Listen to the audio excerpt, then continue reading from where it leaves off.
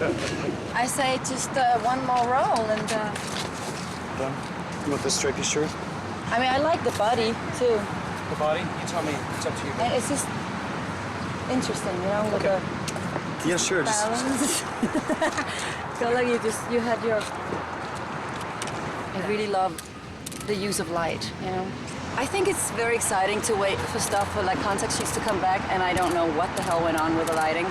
Because sometimes in that accident is the one shot that's way more interesting than if it had been, you know, technically correct. Hi, how are you? Hi. Where's your daddy?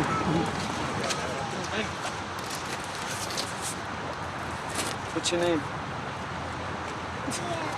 Really? My name's Michael.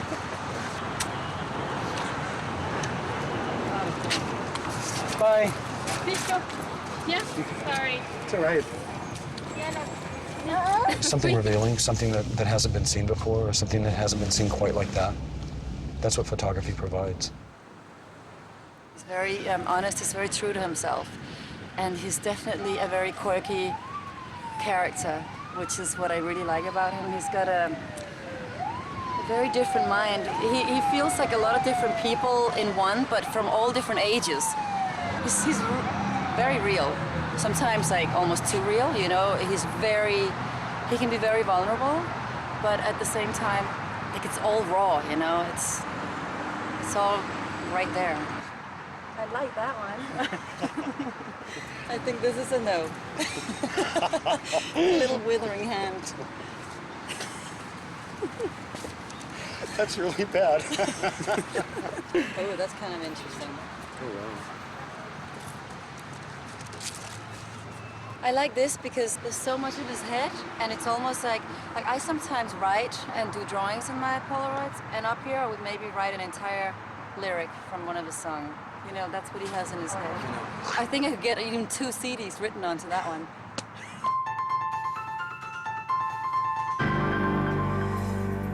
I don't understand fashion very well, but he's very associated with fashion, so I always look at him like, yeah, all right, sure, you're going to one of those shows. Are you sitting in the front row? But he is involved in that in a lot of ways. And then, I mean, you know, he's a movie producer. I mean, he's got a lot of fingers in a lot of interesting projects.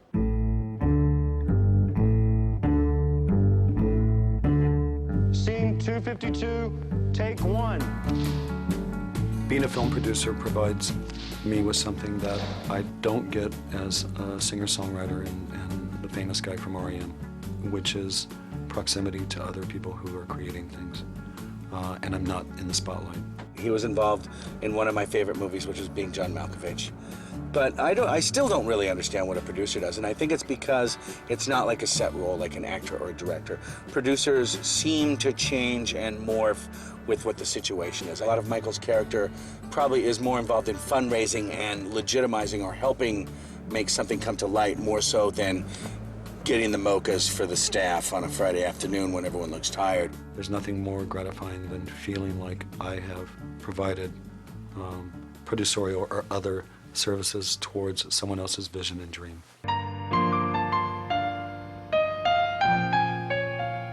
We're at Lincoln Center, and I'm about to introduce 4 video directors, 3 of whom I've worked with extensively, one of whom is a great, great friend. I mean, there's like probably a whole generation of kids that grew up on videos, and some of those kids are going to be brilliant, and they're going to come along and make better videos, and the music will cycle around, the music will get better, and there'll be other places to see them, you know, not just MTV. There'll be places on the internet and iTunes and little devices, and I'm kind of optimistic that it'll cycle back around. People who were outside of the Hollywood system, but unbelievably talented, it provided them with a medium in which to work. Michael was absolutely not afraid of how I will portray him as long as it was strong. I had an absolute great time because in the video he's like a pure and hard performer, like a dancer. You are the most physical in a raw way of all the people I worked with. We talked about Francis Bacon, and now in the painting on Francis Bacon, the people are kind of, you see their skin, they're like purple, they're blue, they're like, you know, it's very, it's not flattering, it's like in the stomach. And it went all the way, like an actor, you know, like just really hardcore.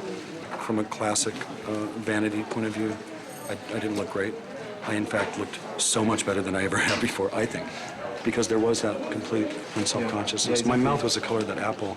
The one shot where you do the two, it's me coming through me, and the yes. color is so tweaked.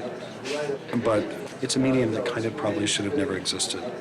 Before music television, there were a few bands that experimented, a few artists, Johnny Cash among them, the Beatles clearly, obviously the Rolling Stones, who experimented with film and experimented with the idea of a piece that was in sync with a song. But music video really, in a way, stole the dream that you have when you listen to music. You turn it into your own. I mean, music becomes not something written by the person who wrote it, but it becomes your own thing, and it becomes a part of your life. That's the power of music. So music video, in a way, Robs it. it can rob you of your own imagination. Hey, Mike. Music video is a medium that, in my opinion, probably should have never happened. You close your eyes listening to a song by someone who you really admire, and you create a little movie in your head. And when somebody steals that movie away from you, then they've done a terrible thing.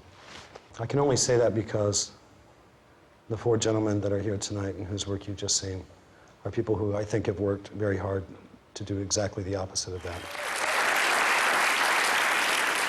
That proximity charges or recharges whatever it is in me that makes me want to continue creating, whether it's music, whether it's taking photographs, whether it's producing other films. Just to say thank you to Mario, I wanted to pick up a couple of CDs, some dub stuff. I kind of know his taste from, I've programmed the iPod at Bobo a few late nights.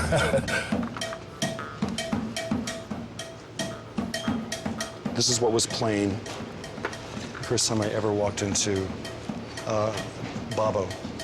This is the record. It's the loudest thing. Do you work here? Yeah. Yes. Can you help me? Yeah. Okay. Do you have like Gang of Four, Stranglers, first record? I'm buying for a friend who loves the Grateful Dead. I don't.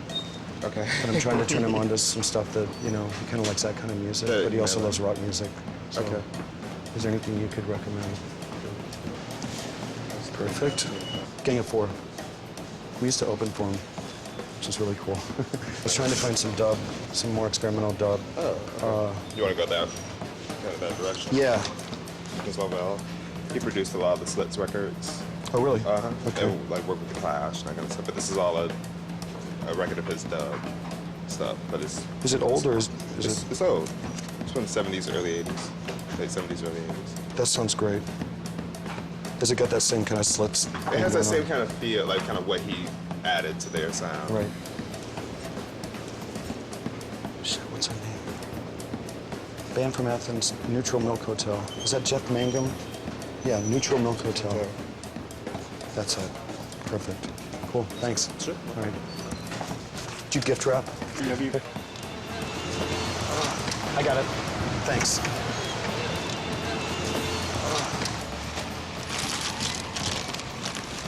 Because I've been abroad all year with my band, I haven't been to that record store in some time. That guy was awesome. He really knew his stuff. We were never a hit-driven band. We were never a band that wrote songs to be played on the radio. That happened. It didn't happen until our fifth album because it wasn't really our intention. Our intention was to write the songs that we wanted to write. And if they made it on the radio, that was great. Really great. To speak to my friend Bono, where art and commerce come together is the most exciting place. It creates a frisson. Is that a word even? I don't know. Is it? It sounds like a lettuce. Fusion, fission. It's like an explosion. I had to grab a suitcase. I had to change my clothes. I had to run the shower hot. Until the water froze. I brushed against confusion. I wanted time to grow. My father was in the Army, so I traveled my entire life. School bus. Someone's getting picked on. Yeah, that was me. Oh, I was the faggot. I was the egghead. I was the quiet guy. I was the loud guy. I was all that stuff. I wasn't good at football, although I played football for a while. But music really provided something for me that that set me apart. I think that made me realize that there was something beyond my high school, and I had something really special that I could share with people if I wanted to, but I didn't for a long time. I was right there in the very beginning, although I was very alone in the Midwest. But I held it close, and I held true to that 15-year-old dream of becoming a rock star. Now, when I met Andy Warhol, he asked me what I did, and I was 26 at the time. And I said, I'm a singer in a band, and he said, you're a pop star. And I said, no, I'm a singer in a band. To be brilliant, I wanted to be sweet. I want to kiss the astronauts when they salute to me. I got my signals crossed. It's overwhelming because I'm all alone and I can't get back. Back with my wonder, back with my wonder, back with my wonderland. On my way to see you two in Toronto, baby. What are we doing when we get there? We're gonna go talk to Bono for a few minutes and then watch the show? I'm gonna hook up with them beforehand. Probably walk them to the stage. But I want to be at the mixing board before my song. You know? Beautiful day. But when? You know when it is? I think it's in the first third, I think. I love that song. I wish I'd written it. And they know that I wish I'd written it. And it makes me dance, you know. It makes me angry that I didn't write it. Oh, that's Thank beautiful. you. Now you're talking. Mario, I went shopping for you. Oh, really? Yeah. Did you wrap it too? I wrapped it myself. My favorite color? The guy at the store was very helpful. It's dub. It's heavy dub. So I was trying to bridge the gap between, you know, the Grateful Dead and Neutral Milk Hotel. Have you never heard this? Never. Jeff Mangum out of Athens, Georgia. Well, thanks. You're welcome. Thanks for the shopping. We're delayed about 1 hour due to weather. We have low cloud coverage, and they were comfortable waiting an hour. So it still puts us in with plenty of time. Oh, it's raining now. These things happen when you travel. And the problem is there's a whole line of thunderstorms right here. Right. And there's no way of flying through it right now. Do you think we'll make it to Toronto tonight? Probably looking at sending people up towards this way and get around, but that just causes massive delays. Right. We'd love to make it, but if it doesn't happen... Yeah. All right. Thanks, guys. No problem. We might be sitting here. We might be sitting here for a while.